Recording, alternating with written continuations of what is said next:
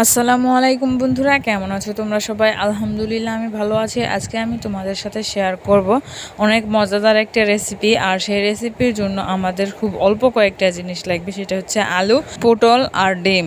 তো যাই হোক, আর দেরি না করে রেসিপি শুরু করা যাক। প্রথমে আমি এখানে আলু সিদ্ধ করে নিয়েছি। এরপর আলুটাকে ছিলে এভাবে একটা করে চাপ দিয়ে আলুগুলোকে ভেঙে নিয়েছি। এরপরে এখানে আমি 6টা পটল নিয়েছি। আর পটলগুলো কিভাবে কেটে নিয়েছি অবশ্যই তোমরা দেখতে পাচ্ছ। তো যাই হোক, এরপরে আমি এখানে পেঁয়াজ কেটে নিয়েছি একদম কুচি কুচি করে। এখানে 3টি ডিম নিয়েছি কাঁচা, আর 4টি ডিম নিয়েছি সিদ্ধ করা। আর এই বাড়িতে কাঁচামরিচ, পেঁয়াজ নিয়েছি কাঁচা ডিমগুলোকে ভাজার জন্য। তারপরে আমি এখানে প্রথমে ফ্রাই প্যান তুলে দিয়ে আস্ত জিরা ভেজে নিচ্ছি। এরপরে জিরাগুলোকে ভাজার পরে আমি ডিমটা ঘেটে নিব। সেই জন্য আমি এখানে অল্প পরিমাণে লবণ দিয়ে পেঁয়াজ আর কাঁচামরিচের সাথে ডিমগুলোকে দিয়ে দিব। ডিমগুলো দিয়ে দেওয়ার পরে একটা কাঁচা চামচের সাহায্যে আমি এগুলোকে ঘেটে নিচ্ছি।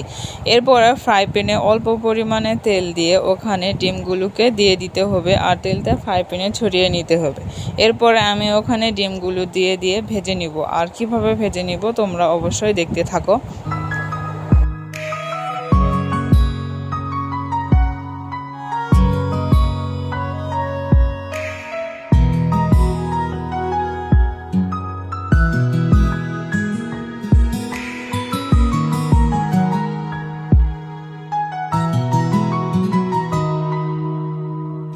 এভাবে করে আমার সবগুলো ডিম ভেজে নেওয়া হয়ে গেলে আমি ওখানে অল্প পরিমাণে তেল দিয়ে ওখানে সিদ্ধ ডিমগুলো দিয়ে দিচ্ছি। আর হাফ চামচ এরকম প্রায় 1 চিমটির মতো লবণ দিয়ে এখানে সিদ্ধ ডিমগুলো ভেজে নিলাম। এরপরে আমি এখানে আবারও অল্প পরিমাণে তেল দিয়ে ওইখানে পটলগুলো দিয়ে দিব। দিয়ে দেওয়ার পরে ওখানে অল্প পরিমাণে লবণ আর অল্প পরিমাণে হলুদ দিয়ে পটলগুলোকে ভালোভাবে ভেজে নিব। আর অবশ্যই এই কাজটা অনেক ভালোভাবে করতে হবে, কারণ পটল ভাজা ভালো না হলে কিন্তু খেতে স্বাদ লাগবে না।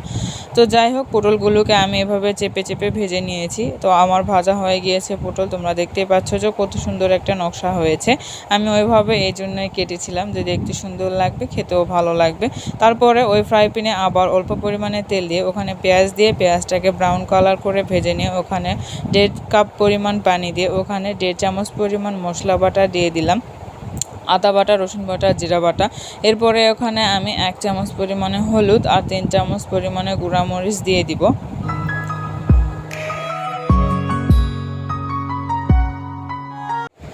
এরপরে আমি এখানে 1 চামচ পরিমাণ লবণ দিয়ে দিব। প্রথম অবস্থায় লবণ আমরা এখানে কম ব্যবহার করব। আমরা যত কিছু ভেজে নিয়েছি সব কিছুতেই লবণ দেওয়া ছিল। এরপরে আমরা ওখানে একটু গরম মশলার গুঁড়া ব্যবহার করছি। এটা আমরা বাড়িতেই বানিয়ে রেখেছিলাম। এখানে রয়েছে সাদা এলাচ, কালো এলাচ, দারুচিনি আর অল্প কয়েকটা লং। তো যাই হোক, এরপরে আমরা ওইগুলোকে মশলাগুলো ভালোভাবে কষিয়ে ভেজে নিয়েছি। তারপরে ওখানে আলু দিয়ে মশলাগুলোর সাথে আলুগুলো ভালোভাবে একদম মিশিয়ে নিয়েছি। আর কিভাবে মিশিয়ে নিয়েছি এই কাজটা অবশ্যই দেখতে পাচ্ছ তোমরা। আলুগুলো কত সুন্দর লাগছে এখনই দেখতে, জানি না খাওয়ার পরে কেমন হবে। তোমরা অবশ্যই বাসায় ট্রাই করবা। এরপরে আলুগুলোর সাথে মশলাগুলো মিক্স করে নেওয়ার পরে এখানে পরিমাণ মতো পানি দিয়ে দিচ্ছি। আর এই সবগুলো উপকরণই আমি আমার রান্নার পরিমাণ অনুযায়ী ব্যবহার করছি। অবশ্যই তোমরা তোমাদের রান্নার পরিমাণ অনুযায়ী ব্যবহার করবা। আর হ্যাঁ, যে কোনো রান্না করতে গেলেই কিন্তু আপনাকে একটা আন্দাজ জানতে হবে যে কোন রান্নাতে কতটুকু কি লাগবে না লাগবে, বুঝতে পারছেন? তো যাই হোক, ওখানে পরিমাণ মতো পানি দিয়ে আমি ঢাকনা দিয়ে ঢেকে আলুগুলোকে একটু কষিয়ে নিয়েছিলাম। আর হ্যাঁ, অবশ্যই বারে বারে নেড়ে দিতে হবে, কারণ সিদ্ধ আলু তলানিতে লেগে যাবে। তো ওই একবার কষিয়ে নেওয়ার পরে আমি ওখানে পটলগুলোকে দিয়ে দিচ্ছি। দিয়ে ভালোভাবে নেড়ে চেড়ে নিচ্ছি। নিয়ে আবার পরিমাণ মতো এখানে পানি অবশ্যই দিয়ে দিতে হবে। দিয়ে আরও একবার কষিয়ে নিতে হবে। আর হ্যাঁ, যে কোনো রান্নায় একটু স্বাদভাবে ভালোভাবে খেতে হলে অবশ্যই আপনাকে রান্নাটা ধৈর্যশীলভাবে করতে হবে। না হলে যদি পারাপারি করেন তাহলে কিন্তু রান্নাটা স্বাদ হবে না। আর আমার শাশুড়ি একটা কথা বলেন যে রান্না একটাই, কিন্তু 20 মিনিটেও করা যায়, আবার 40 মিনিটেও করা যায়। তাহলে কি বুঝলেন? কষাতে কিন্তু অবশ্যই সময় দিতে হবে, টাইম দিতে হবে। আমি এখানে প্রায় 3-4 বার এই রান্নাটাকে কষিয়ে নিয়েছি পরিমাণ মতো পানি দিয়ে। তো লাস্টের দিকে আমি 3 বারের বেলায় গিয়ে আমি ওখানে ডিম আর সেদ্ধ ডিম আর ভাজা ডিমগুলো দিয়ে দিয়েছি। দিয়ে আবার ঢাকনা দিয়ে ঢেকে আবার প্রায় 5-6 মিনিটের মতো কষিয়ে নিয়েছি। আর দেখতেই পাচ্ছ তোমরা যে এরকম যখন একটা বলক আসবে তখন বুঝতে পারবা যে তোমাদের রান্নাটা হয়ে গিয়েছে। আর এই যে ফার্স্টে জিরা ভেজে নিয়েছিলাম সেই জিরাগুলোকে টেলে নিয়ে আমি এখানে উপরে দিয়ে দিলাম, এতে করে ফ্লেভারটা সুন্দর লাগবে। আর এটা দেওয়ার পরে মনে হয় আমার রান্নার স্বাদটা একদম দ্বিগুণ হয়ে গিয়েছে।